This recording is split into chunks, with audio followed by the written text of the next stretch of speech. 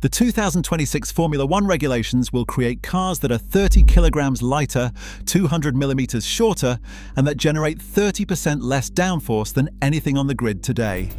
The Aston Martin AMR26 is being built specifically for these rules. It launches on February 9, 2026, making Aston Martin the first team to announce their reveal date. The car will run a works Honda power unit, feature active front and rear wings, and represent the most dramatic technical reset the sport has seen in decades. But building a car for regulations this different comes with serious challenges. What exactly is changing in 2026? How is Aston Martin approaching a rulebook that even their lead designer calls slightly scary?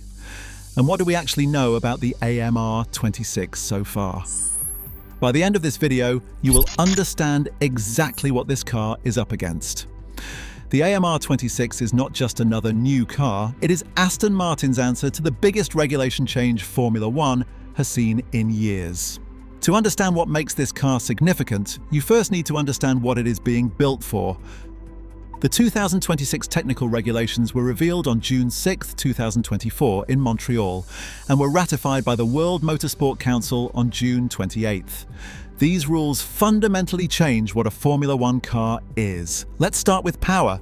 Current Formula One cars run a hybrid system where the internal combustion engine produces around 630 kilowatts and the electrical system contributes roughly 120 kilowatts.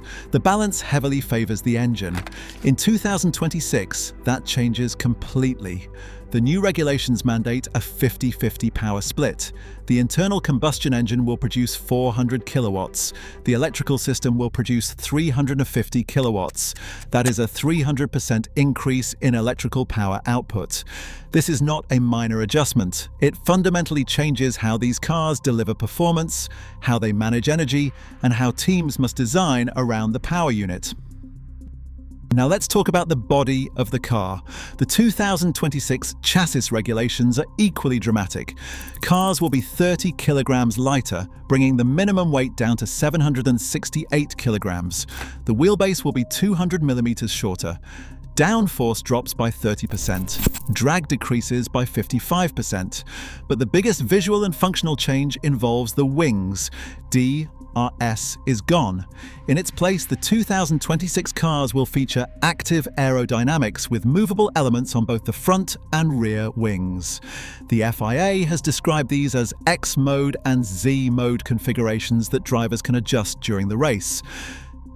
This is the regulatory environment the AMR26 is being designed for.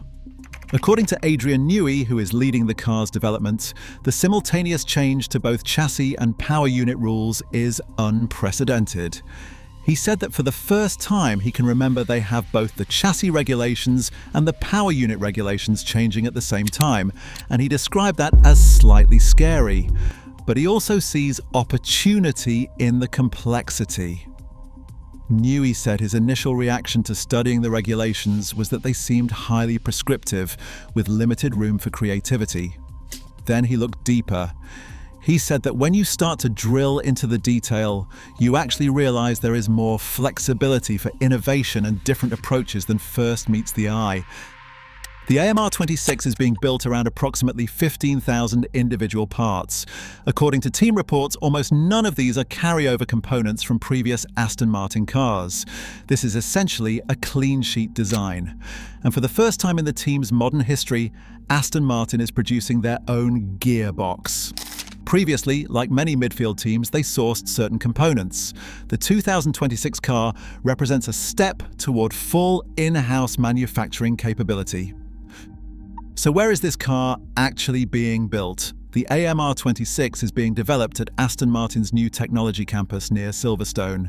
This facility represents the first completely new Formula One team headquarters constructed in the United Kingdom since the McLaren Technology Centre opened in 2004. The investment totals approximately £200 million. The campus spans 37,000 square metres across 3 buildings on a 40-acre site. That is around 400,000 square feet of working space.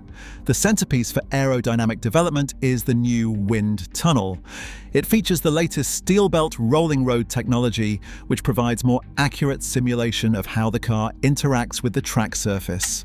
The tunnel commissioning was completed in January 2025, and it became fully operational in mid-March 2025. Before this facility came online, Aston Martin had been using Mercedes' wind tunnel in Brackley since 2018. The switch to their own tunnel means the team now controls their entire aerodynamic testing process. Former team principal Andy Cowell described the impact of the new tunnel, saying it opened our eyes.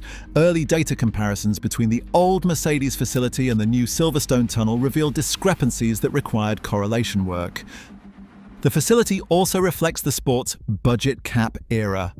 The campus was designed around the financial regulations that limit team spending and cap headcount at approximately 700 employees. The buildings include solar panels that generate power equivalent to the team's entire previous factory, saving an estimated 278 tons of carbon dioxide emissions annually. But state-of-the-art facilities don't guarantee a competitive car, and Aston Martin has been unusually honest about the challenges they're facing. At the Monaco Grand Prix in 2025, the team's lead designer made a surprising admission. He said that some of our tools are weak, particularly the driver-in-the-loop simulator. It needs a lot of work because it is not correlating at all at the moment. That is probably a 2-year project in truth. The driver-in-the-loop simulator is critical for modern Formula One development. It allows teams to test car setups, evaluate aerodynamic changes, and prepare drivers for specific circuits without running actual track time. When the simulator does not correlate with real-world performance, development decisions become less reliable. Andy Cowell pushed back on the 2-year timeline, stating the fix would take months rather than years. But the public acknowledgement of the issue suggests the team is not hiding from the reality of their situation. The wind tunnel correlation process has also required attention. Moving from a facility you have used for 6 years to a brand new tunnel means rebuilding your understanding of how simulation data translates to on-track performance. This takes time. Despite these challenges, the team has been working intensely on the 2026 project. Reports describe the engineering environment as focused entirely on the new car. Development for the current 2025 Challenger has taken a back seat. Resources are being directed toward the regulatory reset. The relationship with Honda adds another dimension to the AMR26 project. Honda returns to Formula One as a works power unit supplier in 2026 after their successful partnership with Red Bull that produced multiple championships between 2019 and 2024. Aston Martin will be their exclusive partner. This marks a significant change for Aston Martin. The team had used Mercedes-supplied power units for 17 consecutive years, dating back to when the operation was known as Force India and later Racing Point. Honda Racing Corporation President Koji Watanabe recently commented on the partnership. He said, "We are on the eve of something very special." Reports indicate there have been intense exchanges between Aston Martin's technical leadership and Honda's power unit team. The integration between chassis and engine is particularly critical given the 50-50 power split in the new regulations. The car and power unit must work as a single system more than ever before. Honda will officially reveal its 2026 power unit on January 20th, 2026. In Tokyo. So what do we actually know about the AMR26 itself? The confirmed details are limited but significant. Aston Martin has announced the car will launch on February 9th, 2026. They are the first team to publicly confirm a launch date for the new regulation cycle.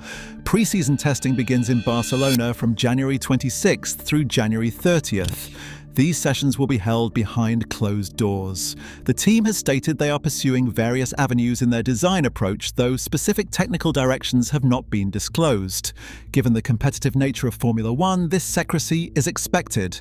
What we can infer from the regulations is that the AMR26 will look substantially different from any current Formula One car. The shorter wheelbase, reduced downforce philosophy, and active aerodynamic elements will create a distinct visual profile. The cars are designed to be more agile than the current generation, while relying more heavily on electrical power for performance. The team's driver lineup for 2026 includes Fernando Alonso and Lance Stroll. Alonso, despite being in his mid-40s, has committed to the project and described his approach as taking a long-term view, despite what he called a challenging 2025 season.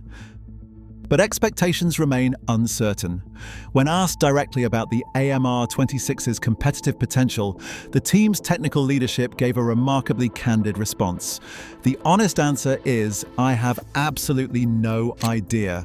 I have never been a believer in saying, we will now achieve this or now achieve that. This honesty reflects the genuine uncertainty that comes with a major regulation change. Every team is working with new rules, new power units, and new aerodynamic concepts. Historical performance offers limited predictive value. Aston Martin's recent results provide context for the challenge ahead. The team finished fifth in the 2024 Constructors' Championship with 94 points and 0 podiums.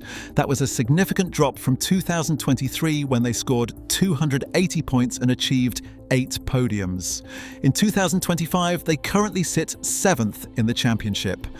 The trajectory has not been favourable. For comparison, when Red Bull underwent their transformation from a midfield team to a championship contender, they started from 7th place in 2006. They won their first races in 2009 and claimed the championship in 2010, a 4-year development arc. Lawrence Stroll originally projected 3 to 5 years to championship contention when he acquired the team in 2018. The 2026 regulations represent a reset that could accelerate or complicate that timeline. 6 power unit manufacturers have committed to the 2026 regulations. That's the most since the turbo hybrid era began in 2014. The competitive landscape will be different. So what does this all mean for the AMR26? The car is being built for the most significant regulation change in recent Formula One history. It is being developed in world-class facilities that only recently came online. It will run a Works Honda power unit in a partnership both parties describe as special. And it is being designed by a technical team that has openly acknowledged the tools are not perfect and the outcome is uncertain. The honest reality is that nobody knows how competitive the AMR26 will be. Not the team, not the analysts, not the drivers. What we do know is the timeline, January 20th, 2026. Honda reveals the power unit in Tokyo, January 26th through 30th, 2026. Pre-season testing begins in Barcelona behind closed doors, February 9th, 2026. The AMR26 launches publicly.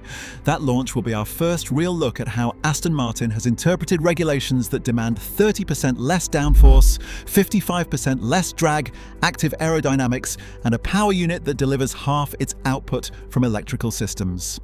The AMR26 is not just Aston Martin's next car, it is their answer to a technical challenge that has every team in Formula One starting over. February 9th, 2026 is when we find out what they have built.